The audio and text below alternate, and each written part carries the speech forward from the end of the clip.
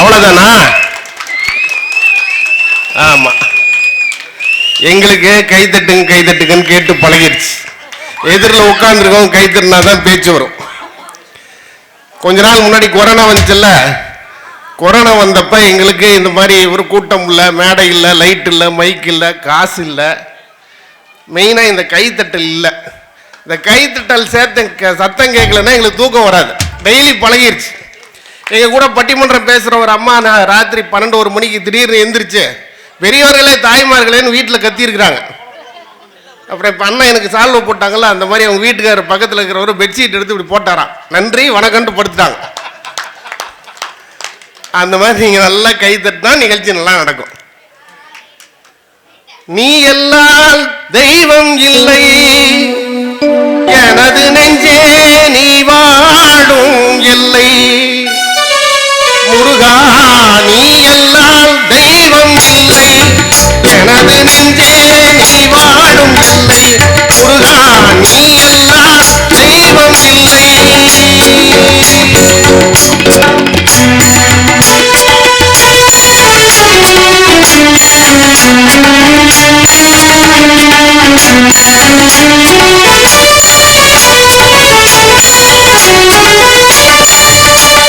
தாயாகி என்று பாலூட்டி வளர்த்தாய்,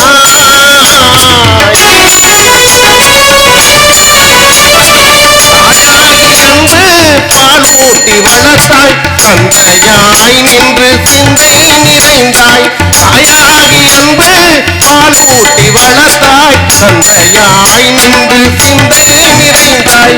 குருவாகி எனக்கு நல்லிசை தந்தாய், குருவாகி எனக்கு நல்லிசை தந்தாய். திருவேணி என்றும் என் சிந்தையில் நிறைந்தாய், திருவேணி என்றும் என் சிந்தையில் நிறைந்தாய். நாயேனை நாளும் நல்லவனாக,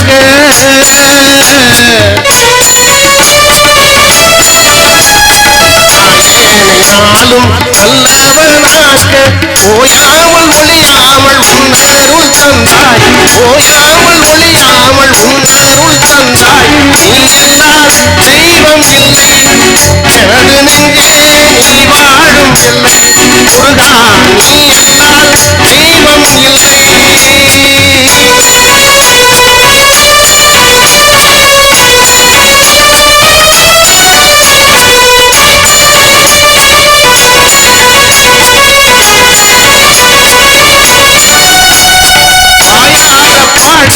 மனதார நினைத்து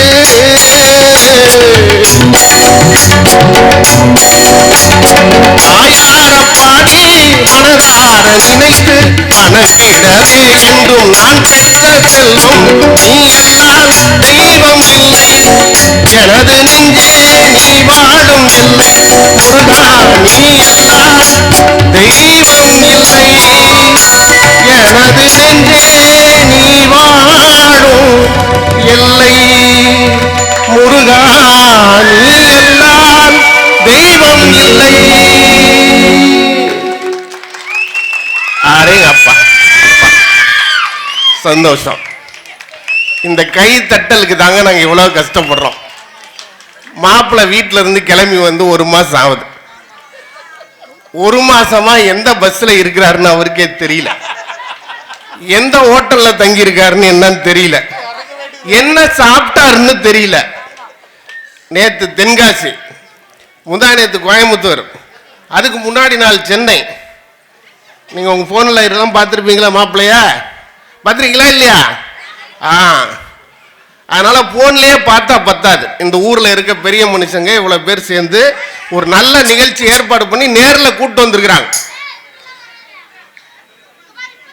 கரூர் மாவட்டம் மட்டப்பாளை கருப்பண்ணசாமி கோயில் மற்றும் பொங்கல் திருவிழாவினை முன்னிட்டு காசிபாளையம் இளைஞர் குழு மற்றும் ஊர் பொதுமக்கள் சார்பாக நடைபெறுகிற இது பெரிய அதிசயம் என்னன்னா, திண்டுக்கல் மாவட்டம், நல்ல வேலை டிஸ்ட்ரிக்டே மாத்திருப்போம். திண்டுக்கல் மாவட்டம் மட்டப்பாறை கருப்பண்ணசாமி கோயில், காசிபாளையம் இளைஞர்கள் குழு மற்றும் ஊர் பொதுமக்கள் இந்த ஒரே சீட்ல எழுதி கொடுத்துட்டாங்க. நேற்று ஒரு ஊர்ல யார் யார் பேருங்க சொல்றது 25 பக்கம் எழுதி கொடுத்தானுங்க. அத்தனை பேரும் சொல்லி முடிக்கிறதுல பட்டிமன்றம் முடிஞ்சிடும். இந்த அற்புதமான நல்ல நிகழ்ச்சி ஏற்பாடு செய்து நாங்கள் எல்லாம் உங்களை சந்திக்கிற இந்த வாய்ப்பினை ஏற்படுத்தி கொடுத்திருக்கிற நம்முடைய காசிபாளையம் இளைஞர் குழு மற்றும் ஊர் பொதுமக்களுக்கு எங்கள் பட்டிமன்ற குழுவின் சார்பில் எங்களது வாழ்த்துக்களை, வணக்கங்களை, நன்றிகளை தூரன் KR மஞ்சுநாதன் கலைக்குழுவின் சார்பில் அன்போடு தெரிவித்துக் கொள்கிறோம். நல்ல ஒரு அற்புதமான நிகழ்ச்சி. சந்தோஷமாக சிரிக்கிறதுக்கு உங்களை கூப்பிட்டு உட்கார வச்சிருக்கிறோம். சிரிக்கிறத விட்டுட்டு மீதி எல்லா வேலையும் செய்யாதீங்க. சில இடத்துலலாம் நிறைய பணம் கொடுத்து கூட்டிகிட்டு போய் முன்னாடி வரிசையில் உட்காந்து முறைச்சி பார்க்குறாங்க. அன்னைக்கு ஒரு ஊரில் போய் ஒரு 25 ஜோக்கு சொல்லிவிட்டான், ஒருத்தரும் சிரிக்கலை. ஏன்னா 25 ஜோக்கு சொல்லி ஒருத்தர் கூட சிரிக்கிறியே என்ன செய்யறதுன்னு சொல்லி அந்த ஊர் தலைவர்கிட்ட கேட்டேன், என்னங்க எல்லாம் இப்படி உட்காந்துருக்குறாங்க. அவர் சொன்னார், ஐயா மரியாதை இல்லாமல் யாரும் சிரிக்கக்கூடாதுன்னு சொல்லி வச்சுருக்கிறேன், மிரட்டி வச்சுருக்கான் யாரையும் சிரிக்கக்கூடாதுன்னு. அப்படி இல்லாமல் நல்லா கலகலப்பாக சிரிங்க, சந்தோஷமாக நல்லா ஒரு 3 மணி நேரம் அற்புதமான நிகழ்ச்சி நடக்கும். உங்கள் கையில் இருக்குது பார்த்தீங்களா ஃபோனு, அதுதான் உங்களை எல்லாம் சிரிக்க விடாமல் இப்போ பண்ணிருச்சு. இப்போ இங்கே உட்காந்துருக்க ஜனங்க ஒரு 1000 பேர் இருக்கிறோம், ஒரு 500 பேராவது இருப்போம். இந்த நாட்டு மக்களும் இந்த ஃபோன் வந்ததுக்கு அப்புறமா நாசமாக போயிட்டாங்கன்னு நினைக்கிறவங்க எல்லாம் கைத்தட்டுங்க பார்ப்போம். அப்படி இந்த கைத்தட்டுனா யாருக்கிட்ட ஃபோன் இல்லை? யாராவது இல்லாமல் இருக்கீங்களா? வாழ முடியுமா ஃபோன் இல்லாமல்? இனிமே வாழ முடியுமா? முன்னாடியெல்லாம் ஒருத்தன் வண்டியில் போய் கீழே விழுந்துட்டானா விழுந்த உடனே என்ன பண்ணுவான், நகம் பேந்துருச்சா, ரத்தம் வருதா, பல்லு உடஞ்சிருச்சான்னு பார்ப்பான்ல. இப்போ அப்படி இல்லைங்க. யாராவது போய் வண்டியிலேருந்து கீழே விழுந்தா விழுந்த உடனே தேடுறான், ஃபோன் இருக்குதா, அது டிஸ்பிளே போயிருச்சா, சிம் கார்டு காணுமான்னு தேடுறான். அப்படி தானே வாழ்கிறான். ஒரு 10 நாள் முன்னாடி மெட்ராஸில் அமைஞ்சக்கரைன்னு ஒரு இடங்குது. அங்கே ஐடி கம்பெனியில் வேலை செய்கிற ஒரு பையனுக்கு ஃபோன் வந்திருக்கு. ஃபோன்னா வீடியோ கால். உங்களுக்கெல்லாம் தெரியுமா வீடியோ காலு? ஒருத்தர் முகத்தை ஒருத்தர் பார்த்துக்கிட்டே பேசலாம், தெரியும் தானே? அந்த வீடியோ கால் அவனுக்கு வந்துச்சு. பேசிக்கிட்டே போனான். அவன் குடியிருக்கிறது 16ஆம் நம்பர் மாடி. லிஃப்ட்டில் போய் 16 அழுத்திட்டான். மேலே மாடிக்கு போயிட்டு இருக்கிறான். வீட்டுக்கிட்ட போய் வாசலில் நின்று காலிங் பெல் அடித்தான். இவன் கையில் ஒரு வீடியோ கால். உள்ளே இருந்த அந்த அம்மா அவங்களுக்கு யாரோ ஒருத்தர் வீடியோ கால் பண்ணியிருக்கிறாங்க. அவங்களும் வீடியோ காலில் பேசிகிட்டே வந்து கதவுல தாப்பால் திறந்து விட்டு உள்ளே போயிட்டாங்க. இப்போ இவன் ஒரு வீடியோ கால், அந்த அம்மா ஒரு வீடியோ கால். இவன் போய் வீடியோ காலில் பேசிக்கிட்டே சட்டையை கழட்டி பனியனை கழட்டி முகமெல்லாம் கழுவிட்டு சாப்பிட்றதுக்கு வந்து டைனிங் டேபிளில் உட்காந்துட்டாங்க. அந்த அம்மாவும் வீடியோ காலில் யார்கிட்டயோ பேசிக்கிட்டே போய் தோசைக்கல்லில் தோசை ஊற்றி சட்னி அரைச்சி சாம்பார் வச்சு கொண்டு வந்து வச்சிருச்சு சாப்பிட்றதுக்கு. கொஞ்சம் தோசை எடுத்து சட்னியில் தொட்டு வாயில் வச்சான் பாருங்க. அப்போத்தான் அவனுக்கு ஒரு உண்மை தெரிஞ்சிருக்குது, நம்ம வீட்டில் சட்னி இவ்வளோ டேஸ்ட்டாக இருக்காதேன்னு. நிமிந்து பார்த்தாங்க. தோசை சாப்பிட்டு இருந்தது பக்கத்து வீடு. தோசை ஊற்றி கொடுத்தது பக்கத்து வீட்டுக்காரன் பொண்டாட்டி. சாப்பிட்டுக்கிட்டு இருந்தவன் பக்கத்து வீட்டுக்காரமா புரிச்சேன். என்னடா செய்யறதுன்னு 2 பேரும் இப்படி ஒருத்தர் பார்த்துருந்தாங்க பாருங்க. அப்போ பார்த்து காலிங் பெல் அடிச்சுட்டு ஒரிஜினல் வந்துட்டான். அவனுக்கும் ஒருத்தன் வீடியோ கால் பண்ணியிருக்கிறான். அவனும் அதில் பேசிக்கிட்டே வந்து ஏற்கனவே சாப்பிட்டு இருந்தவனை பார்த்து கேட்டானா, சார் உங்கள் வீடுன்னு தெரியாமல் வந்துட்டேன், தப்பாக நினச்சிக்காதீங்க மன்னிச்சுங்கன்னு. இப்படி இப்போ வாழ்கிற நம்ம இதையெல்லாம் தாண்டி நீங்கள் நல்லா சந்தோஷமாக சிரித்து ஒரு பண்டிகை காலத்தில் நல்லா மகிழ்ச்சியாக இருக்கணுன்றதுக்காக தான் இந்த ஏற்பாடு. அந்த வகையில் அப்படியே நாங்கள் வரும்போது இந்த மைதானம் காலியாக இருந்துச்சு. அதுக்குள்ளே எவ்வளோ பேர் வந்துட்டீங்க. நிகழ்ச்சி முடியறதுக்குள்ளே இந்த மைதானம் ரம்பி இருக்கணும். வந்திருக்கிற உங்கள் அத்தனை பேருக்கும் மீண்டும் எங்களது வணக்கங்களை சொல்லி நல்ல ஒரு தலைப்பு வச்சிருக்கிறோம். என்ன தலைப்பு தெரியுமாங்க? ராமாயணமா மகாபாரதமா அதெல்லாம் பேச மாட்டோம், தெரிஞ்சாலும் பேச மாட்டோம். ஏன்னா அதை பேசி இப்போ என்ன வரப்போகுது, என்ன வரப்போகுது? டேய் நமக்கு என்ன இன்னைக்கு நடக்குது அதை பற்றி பேசுவோம். என்ன நடக்குது இன்னைக்கு அப்படின்னா, உங்களுக்கு பிடிச்ச நீங்கள் சந்தோஷமாக சிரித்து ரசிக்கிற ஒரு தலைப்பில் பேசுகிறோம். என்ன தெரியுமாங்க? மகிழ்ச்சியும் மனநிறைவும் மிகுந்த வாழ்க்கை திருமணத்திற்கு முன்பா திருமணத்திற்கு பின்பா, இவ்வளவுதான் தலைப்பு. அப்படின்னா என்னன்னாங்க, கல்யாணம் பண்ணா மனுஷன் விளங்குவானா விளங்க மாட்டானா, உருப்பிடுவானா உருப்பிட மாட்டானா, இவ்வளவுதான் கேள்வி. இதுல விளங்குவான்னு பேசுறதுக்கு 2 பேரு, விளங்க மாட்டான்னு பேசுறதுக்கு 2 பேர், 4 பேச்சாளர் வந்திருக்கிறாங்க. திருமணம் பண்ணிக்கிட்டா அந்த தனி நபருக்கு மகிழ்ச்சியும் மனநிறைவும், கல்யாணத்துக்கு முன்னாடி நல்ல சந்தோஷமா இருந்தாங்க அப்படின்னு சொல்றதுக்கு 2 பேர் வந்திருக்கிறாங்க. அதில் அந்த பக்கத்தில் உட்காந்துருக்கவர் பாண்டிச்சேரியிலேருந்து வந்திருக்கார். பாண்டிச்சேரி எங்கே இருக்குது பார்த்தீங்களா? நேற்று காலையில் கிளம்பி இன்றைக்கி தான் வந்து சேர்ந்துருக்கார். அவ்வளோ தூரம் ட்ராவல் பண்ணி வந்து நீங்கள் உங்கள் ஃபோனில் வந்து மதன்னு போட்டிங்கன்னா நிறைய அவருடைய வீடியோஸ் வரும். அந்த அளவுக்கு ஒரு நல்ல அற்புதமான இளைஞர். நிறைய சோசியல் மீடியாவில் பரபரப்பான செய்திகளை பேசக்கூடியவர். நல்ல வளர்ந்து வருகிற இளம் பேச்சாளர் திரு மதன் அவர்கள் சென்னையிலேருந்து பாண்டிச்சேரியிலேருந்தும் வந்திருக்காங்க. நல்ல ஒரு கைத்தட்டல் கொடுக்குறான். அவர் பக்கத்தில் உட்கார்ந்துருக்கவர் யாருன்னு உங்களுக்கு நான் சொல்லணுமா? சொல்ல வேணாம், உங்களுக்கே தெரியும். அவர் தான் இன்னைக்கு எங்க பட்டிமன்ற உலகத்தினுடைய நயன்தாரா. ஓ சரி, விட சூப்பர் ஸ்டார்னு வச்சுக்கலாம். இப்ப நாங்கெல்லாம் வந்து மாசத்துல 30 நாள்ல ஒரு 10 நாளைக்கு மேடையில் இருப்போம் இல்லையாம்மா? 30 நாள்ல 65 மேடையில் இருக்கோம் இல்லையா? அந்த அளவுக்கு இன்னும் பாருங்க, பிக் பாஸ்க்கு போறதா இருந்தாரு, படம் நடிச்சிருக்கிறாரு, பட்டிமன்றத்தில் இருக்கிறாரு, 5-6 கல்யாணம் பண்ணி இருக்கிறாரு. பண்ணி வச்சிருக்காரு. ஆமா, கல்யாணம் பண்ணி வச்சிருக்கிறாரு. கல்யாணம் இல்லாம 10-15 வச்சிருக்கிறாரு. ஆடு மாடெல்லாம் வச்சிருக்கிறாரு. அந்த மாதிரி அவர் புகழ சொல்லிக்கிட்டே இருக்கலாம். இன்னைக்கு தமிழ்நாட்டினுடைய பட்டிமன்ற super star Kongu Thooran KR Manjunathan அவர்கள் வந்திருக்காங்க. நல்ல ஒரு கைத்தட்டல் கொடுக்கலாம்.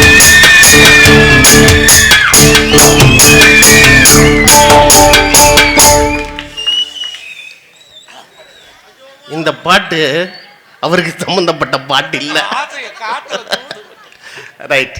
இவங்க 2 பேரும் திருமணத்திற்கு முன்பு தாங்க வாழ்க்கை மகிழ்ச்சியா இருந்துச்சு.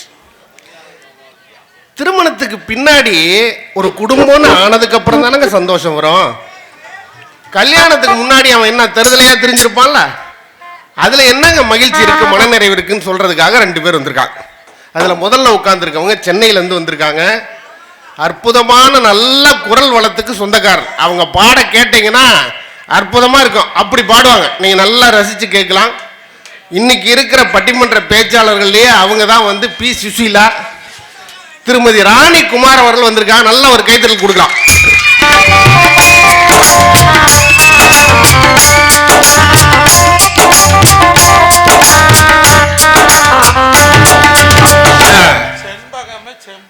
அதேதான்.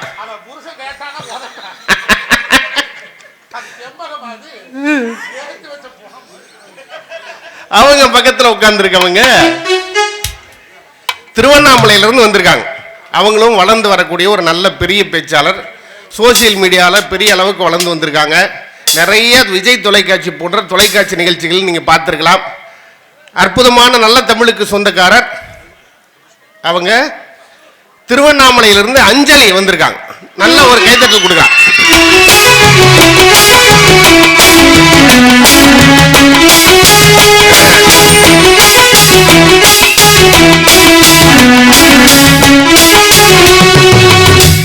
சபாசே. ஆனா என்ன கல்யாணம் ஆயிடுச்சு அந்த பொண்ணுக்கு. உங்க முயற்சிகள் எல்லாம் வீணா போச்சு. சரி, 4 பேர் பேச தயார். இங்க அந்த மியூசிக் வாசிக்கிறாங்கல்ல, அவங்க வந்து எங்களோட சிறப்பை இன்னும் மகிழ்ச்சியா உங்களுக்கு கொண்டு வந்து கொடுக்குறவங்க. இங்க முதல்ல உட்கார்ந்துருக்க அண்ணன், நான் இப்போ மலேசியா, சிங்கப்பூர், துபாய் நிறைய நாட்டில் போய் பேசுகிறேன். அந்த நாட்டிலலாம் பாட்டுக்கு கூப்பிடுறதில்ல, நிறைய தமிழ் செய்தி சொல்கிறதுக்கு தான் என்னை கூப்பிடுறாங்க.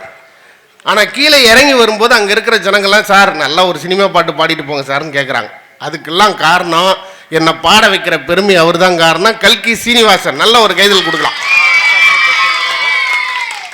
ஆர்கெஸ்ட்ரா, கல்கி ஆர்கெஸ்ட்ரா வச்சிருக்காரு. இந்த தம்பி தபேலா வாசிக்கிறார்ல, அவர் தபேலால இருந்து மட்டும்தான் இந்த நாதம் வரும், வேற எங்க இருந்தும் அது கிடைக்காது. ஆனந்த் அவர் கீபோர்டு பிளேயர். தம்பி செல்வம். 3 பேர்.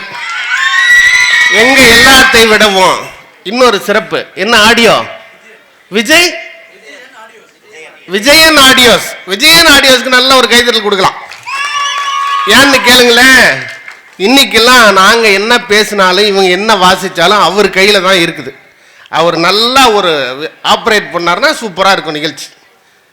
ஒரு 15 நாளைக்கு முன்னாடி சென்னையில் ஒரு நிகழ்ச்சிக்கு போய், பெரிய நிகழ்ச்சி, ஏகப்பட்ட காசு. நீங்கள் விஜய் டிவியில் பார்க்குற எல்லா பிரபலங்களும் உட்காந்துருக்குறாங்க. இந்த அண்ணன் இந்த பக்கம் தம்பி வச்சிருக்காரு ஆடியோவை, இங்கே முன்னாடி வச்சு உட்காந்துருந்தார். 2 பாட்டு பாடியாச்சு, வெளியே சத்தமே கேட்கல. நான் சொன்னேன், தம்பி கொஞ்சம் மானிட்டர் ஏற்றுப்பா அப்படின்னு. மானிட்டர்னா என்னங்க, அது இங்கே பாருங்கள், அது 2 பாக்ஸ் வச்சுருக்காங்கல்ல, இதுக்கு பேர் தான் மானிட்டர். கொஞ்சம் மானிட்டர் இருந்தால் சத்தம் ஏற்றுங்கன்னு நான் சொன்னேன். அவர் என்ன பண்ணார், ஏற்றிடுவோம்னா அப்படின்னு கீழே குனிஞ்சார். கீழே குனிஞ்சிட்டு எந்திரிச்சு வாயை தொடச்சான். எப்போ ஏற்றிட்டியான்னு? ஏற்றிட்டேன். 2வது பாட்டு பாடியாச்சு, திரும்பவும் சத்தம் கேட்கல. தம்பி இன்னும் கொஞ்சம் மானிட்டர் ஏற்றுப்பா. திரும்பவும் கீழே குனிஞ்சான். திரும்ப எந்திரிச்சு வாயை தொடச்சான். பாரு எவ்வளோ பிரகாசமாக சிரிக்கிறாங்க பாருங்க. 3வது பாட்டுக்கும் எந்திரிச்சு வாயை தொடச்சதுக்கு அப்புறம் சொன்னேன், ஏப்பா சத்தமே வரல, கீழே இருந்து ஒரு பாட்டில் காட்டி தீந்து போச்சுனா. நான் சொன்ன மானிட்டர் வேற, அவன் புரிஞ்சுக்கிட்ட மானிட்டர் வேற. அதையெல்லாம் தாண்டி இப்போ இசைக்குழு நல்லா இருக்குது, 6 பேச்சாளர் இருக்கிறோம், இசை இருக்குது, பேச நாங்கள் தயார். கிராமத்து பட்டதாரி உங்கள் இந்த யூடியூப் சேனல் நீங்கள் எப்போ வேணாலும் போட்டு பார்க்கலாம். மஞ்சுநாதனை, மகாராஜனை எந்த நிமிஷம் வேணால் உங்கள் ஃபோனில் வந்து யூடியூப்பில் இன்று முதல் கலைஞர் கொங்கு மஞ்சுநாதன் யூடியூப் சேனல், கிராமத்து பட்டதாரி யூடியூப் சேனல். இந்த யூடியூப் சேனலில் நீங்கள் உடனே அப்படி டைப் பண்ணிங்கன்னா ஆயிரக்கணக்கான வீடியோஸ் அப்படியே வருது, உள்ள கேட்டுக்கிட்டே இருக்கலாம். என்ன தெரியுமா, உங்களுக்கு ஆஸ்பத்திரி செலவு இல்லை, சுகர் வராது, சிரிச்சுக்கிட்டே இருக்கலாம். ஹார்ட் அட்டாக் வராது, சிரிச்சுக்கிட்டே இருக்கலாம். இதுக்கெல்லாம் என்ன பண்ணோம், அந்த சேனலை சப்ஸ்கிரைப் பண்ணுங்க, பாருங்க, மகிழ்ச்சியா இருங்க. தம்பிக்கு ஒரு வாழ்த்துக்கள். சரி ரைட்டு, இப்போ தலைப்புக்குள்ளே போகிறோம். கல்யாணம்னா என்ன சார்? கல்யாணத்துக்கு முன்னாடி மனுஷன் எப்படி வாழ்ந்தான்? அன்னைக்கு இருந்த காலத்தில் எங்க தாத்தாவுக்கு 14 பிள்ளைங்க சார். 14மா? என்ன வேலை பார்த்தாரு உங்க தாத்தா? அந்த வேலை மட்டும்தான் பார்த்தாரு. அவருக்கு ஒரே பொழுதுபோக்கு இந்த கிளவி மட்டும்தான். காலையில வயலுக்கு போறது, சாயந்தரம் வந்து கிளவியை பார்க்கறது. 14 பிள்ளைங்க. இப்பெல்லாம் பிள்ளைங்களுடைய எண்ணிக்கை குறைஞ்சு போச்சுங்க இல்லையா? அன்னைக்கு ஒரே வீட்டில் எல்லாரும் ஒற்றுமையா இருந்தாங்க. எப்படி இருந்தாங்க? 5 அண்ணன், 5 அண்ணன் தம்பி இல்லையா? கல்யாணம் பண்ணி ஒரே வீட்டுக்குள்ள கூட்டு குடும்பமா வாழ்ந்தாங்க இல்லைங்களா? அப்படியெல்லாம் ஒரு காலம் இருந்தது. சினிமா படம் பார்த்திருப்போம்ல, பாட்டு கேட்டோமா? ராஜாக்கள் மாளிகையும் காணாத இன்பமடா, அழுகால் மண்டபம் இன்பமடா. ராஜாக்கள் மாளிகையும் காணாத இன்பமடா, அழுகால் மண்டபம் இன்பமடா. ரோஜாவின் இதழ்களை இராத வாசமடா, ரோஜாவின் இதழ்களை இராத வாசமடா. 100 காலம் என்றும் மாறாத பாசமடா. சொத்துக்காக அண்ணன் தம்பி பிறந்து வந்தோம் முழுக்குழுமாக, அந்தாலே வளர்ந்து வந்தோம் கண்ணுக்கு கண்ணாக.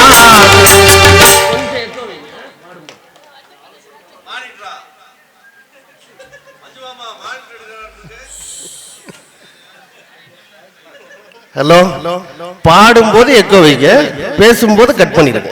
சரியா? பாடும்போது மட்டும் எக்கோ வைங்க. ஹலோ, பேசும்போது எக்கோ கட் பண்ணிடுங்க. சரி சரி சரி சரி சிறப்பு.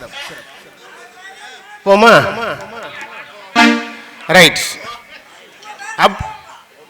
என் பேரையா? என் பேர் வந்து கலையமுதன். என் பேர். ஆமா. அண்ணன் தம்பி எப்படி இருந்தா சொல்லுமா? அண்ணன் தங்கச்சி எப்படி இருந்தாங்க? இன்னைக்கும் இந்த படம் வெளியே வந்து 50 வருஷம் ஆச்சுங்க. 50 வருஷம் ஆச்சு. 50 வருஷம் கழிச்சும் இன்னைக்கும் இன்னைக்கு இருக்கிற தலைமுறை பிள்ளைகள் கூட இந்த பாட்டை காதல கேட்டா கண்ணீர் விட்டு அழுகிற மாதிரியான மனநிலை எல்லாருக்கும் வர்றாங்கல்ல. அதுக்கு காரணம் என்னன்னாங்க, ஒரு அண்ணன் ஒரு தங்கச்சி அவங்களுக்குள்ள இருந்த அந்த அளப்பரிய பாசம் தாங்க அது காரணம்.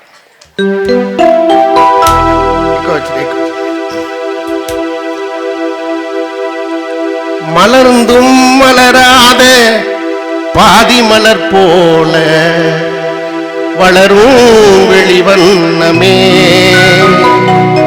வந்து விடிந்தும் விடியாத காலை பொழுதாக மலர்ந்த கலையன்னமே.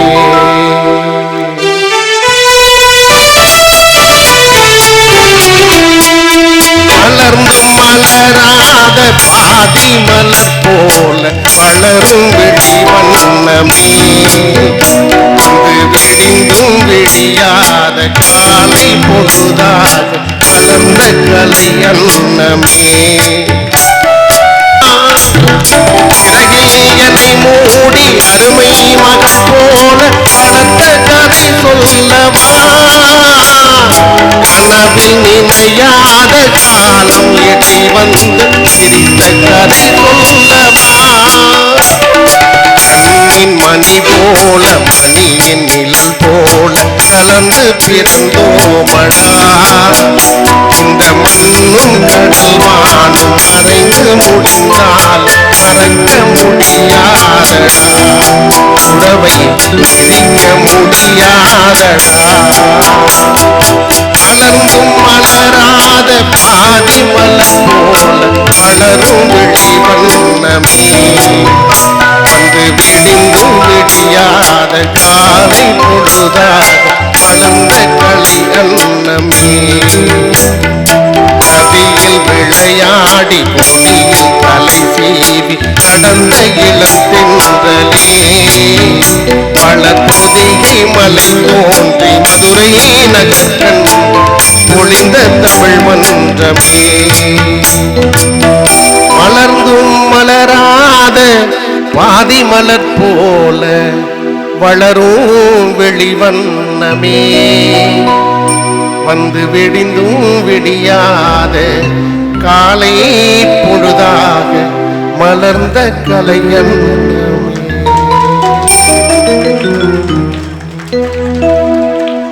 உறவுகள் பேணி வளர்ந்தது அந்த காலத்துல. இந்த திருமணத்துக்கு முன்னாடி ஒரு வாழ்வியல் முறை அப்படி இருந்தது. குடும்பங்கள் ஒவ்வொன்றுக்குள்ளேயும் எந்த குழப்பமும் இல்லாம மனுஷங்களுக்குள்ள மனமாச்சரியங்கள் இல்லாம சந்தோஷமா மனிதர்கள் வாழ்ந்தாங்க. காலப்போக்கில் இந்த திருமணத்தினுடைய பரிணாமம் மாறிச்சுங்க. எப்படி திருமணம் பண்ணிக்கிட்டாங்க அந்த காலத்துலன்னா, பெத்தவங்க பார்த்து கல்யாணம் பண்ணி வச்சாங்க. பின்னாடி ஒரு காலகட்டம் மாறி மாறி கால சூழ்நிலைகள் பொருளாதாரம்லாம் மாறினதுக்கு பிறகு திருமணம் அவங்கவுங்க பார்த்து கல்யாணம் பண்ணிக்கிற நிலைமை ஆயிடுச்சு. ஒரு 2 நாள் முன்னாடி எனக்கு தெரிஞ்ச ஒருத்தர்கிட்ட கேட்டேன். எனக்கு ரொம்ப தெரிஞ்சவர், ரொம்ப வேண்டுமானவர். வழியில் வந்தார். அவர் பொண்ணுக்கு கல்யாணம் எனக்கு பார்த்தேன், எனக்கு சொல்லலையேன்னு சொல்லி பக்கத்தில் வந்தவரை பார்த்து சொன்னேன். என்னன்னா பொண்ணுக்கு கல்யாணம் ஆனிச்சே என்கிட்ட சொல்லலை. அவர் சொன்னார், பொண்ணு என்கிட்டயே சொல்லலை, பிள்ளை அவர்கிட்டயே சொல்லாமல் கல்யாணம் பண்ணிருச்சு. இன்னைக்கு இருக்கிற கால சூழ்நிலையில் பெற்றவர்களுடைய பேரன்பு பெறாமல் நடைபெறுகிற திருமணங்கள் சரியா நடக்கலைன்ற ஒரு சூழ்நிலை இருக்கு. இதையெல்லாம் மனசில் வச்சுக்கிட்டு இந்த திருமணத்துக்கு முன்னாடி இருந்த வாழ்க்கை அப்ப எப்படி, ஒரு ஆம்பளையோ ஒரு பொண்ணோ எப்படி இருக்கலாம்? அவங்களே ராஜா, அவங்களே மந்திரி, எங்க வேணா போகலாம், எப்ப வேணா வரலாம், என்ன வேணா செய்யலாம் இல்லையா? சந்தோஷமா வாழ்க்கை போச்சுங்க.